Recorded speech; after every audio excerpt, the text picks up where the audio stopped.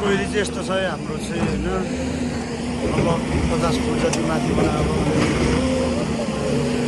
60 foot माथि बनाएको सिधा हाल्नुपर्ने भाइले हानिरहेको छ अहिले चाहिँ ग्राभलको लागि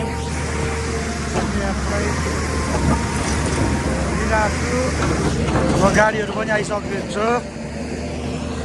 हिजो यहाँ माथिसम्म हानियो यस्तो छ है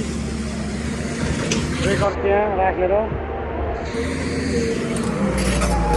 मेरो मेसिन चाहिँ यस्तो छ मान्छेले हान्दैछ माथि डेन्जरस छ यो ढुङ्गा ढल्छ कि भनेर तनाव छ त्यो भगवान्कै कृपा हो होइन आज आठवटा टिप्पर होला मामा